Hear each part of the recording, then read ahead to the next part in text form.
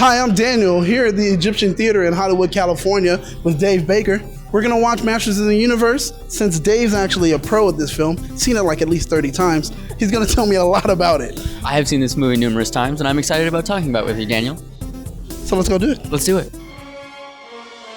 At the far end of the universe, there is a planet ruled by a being of utter evil.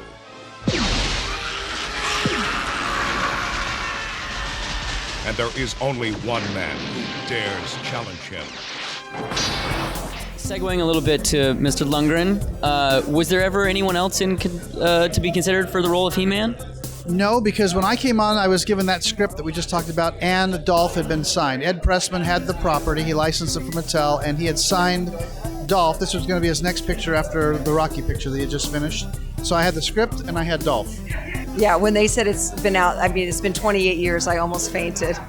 Yeah, I saw it when it opened, and then I just saw it for the second time. Wow, now how does that take you? I know it takes you back, but how do you really feel about like seeing that for the second time? That has to like bring so many memories back. Yeah, I was really expecting it to be much, much worse. I think it actually holds up, and every single scene and every line I could feel literally in my body.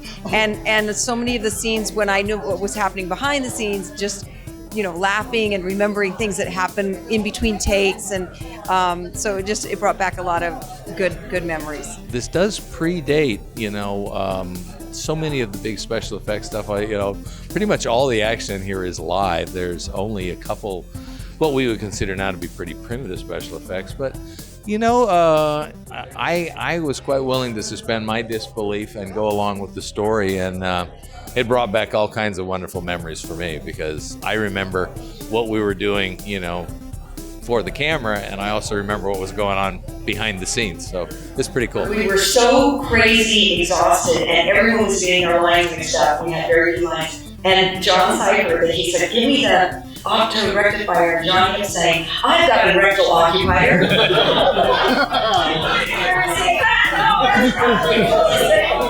So we're standing in front of Battle Cat. That's his He-Man's friend, confidant, companion, whatever. Starts out usually as Cringer, and then once he transforms, then he turns into Battle Cat along with He-Man.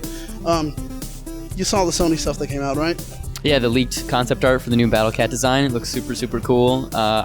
It looks a little bit more utilitarian, though. I kind of like the fantastic, crazy design that this guy or the Kari Andrews design had from the aborted movie that was in the mid-2000s. You guys should go look it up. It's on YouTube. It's really cool.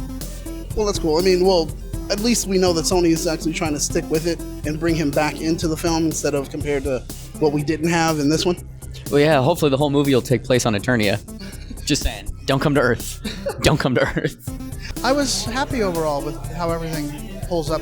Yeah, I think it holds up really well, too. I mean, I'm a diehard Masters fan, and there are parts of the movie which obviously you can't control that are like, that's not so cool. Exactly. But the stuff that is really good, I think, really ages very well. Well, I like all kinds of movies, but I think you can tell that we had a very tight schedule. So to some degree, we give short shrift to some of those necessary dialogue scenes in the graveyard and things like that.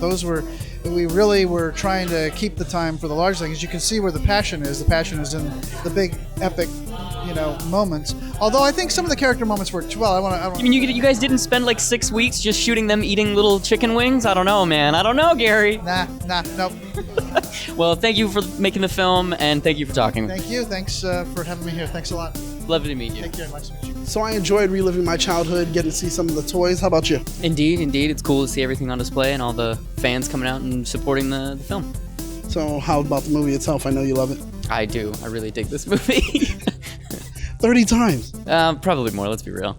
It's a classic. It is. But yeah, if you want to see other films, you should come to the Egyptian. They're going to be doing Beyond Fest soon, end of the month. And then I'm going to come out for Mind's Eye by Joe Vigas. Oh, not bad. Okay, I heard it's a good film, but I've never seen it. Well, neither have I. So we're going to find out together. Exactly. Well, besides actually checking out those things, you can also check out Masters of the Universe. It's on 9. You can see it on Netflix, Charlie Flick channels. It just came out on Blu-ray, so you'll be able to check that out too. Dave, anything else you want to tell the people out there? That they should go buy the DVDs of the 2000s reboot so that they make a sequel to it, because I love that show. sounds good to me. I mean, it was great. I was glad that you came with me. You know? It was Yeah, great. yeah, you're a good date. Yeah, well, thanks. That's what you like the popcorn. Yeah, I mean, I would have rathered Sarah come, but you know, you're fine. You're good. Second, whatever. It's good. You know what? Good. Bye.